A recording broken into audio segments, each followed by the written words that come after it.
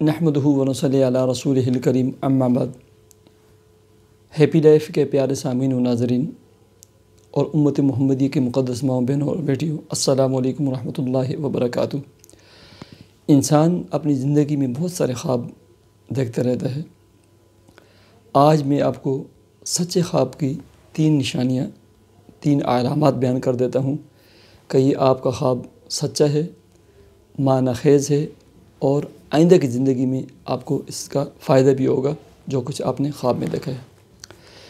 پہلے نمبر پر صبح صادق کے وقت دیکھا گیا خواب۔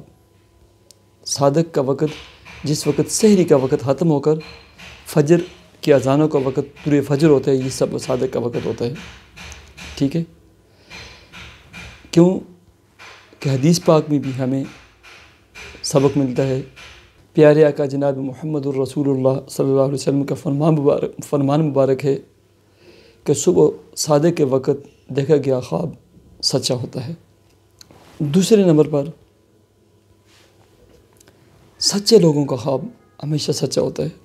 سچے لوگوں سے مراد وہ ہیں جو متقی، نیک، پارسا، پرہیزگار ہوتے ہیں، قول، فعل اور عمل میں سچے ہوتے ہیں، ہمیشہ سچ بولتے ہیں اور سچے لوگوں کا ساتھ دیتے ہیں، رزق حلال کھاتے پیتے اوڑھتے پہنتے ہیں، حقوق اللہ اور حقوق العباد کی ادائیگی کا 100% خیال رکھتے ہیں۔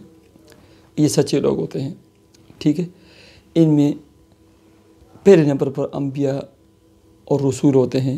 ان کے تمام خواب سچے ہوتے ہیں اور حقیقت پر مبنی ہوتے ہیں۔ اس کے بعد اللہ کے نیک، ولی، پارسا، متقی، پرہیزگار لوگ ہوتے ہیں، ان کے خواب بھی سچے ہوتے ہیں، کیونکہ حدیث پاک میں آتا ہے کہ پیارے آقا جناب محمد الرسول اللہ صلی اللہ علیہ وسلم نے فرمایا، سچے لوگوں کا خواب ہمیشہ سچا ہوتا ہے۔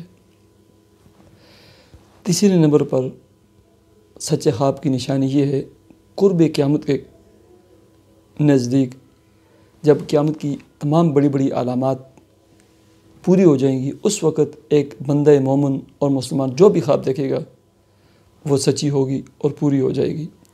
پیارے آقا جناب محمد الرسول اللہ صلی اللہ علیہ وسلم کا ارشاد مبارک ہے کہ آخری زمانے میں مومن کا خواب جھوٹا نہیں ہوگا، جو دیکھے گا وہ حقیقت پر مبنی ہوگا اور سچ دیکھے گا۔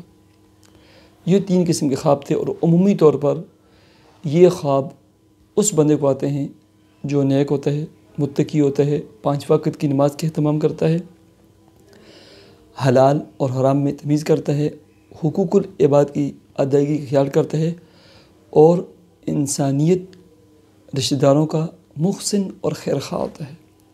اللہ تبارک و تعالیٰ مجھے اور آپ کو عمل کی توفیق عطا فرمائے۔ اللہ حافظ۔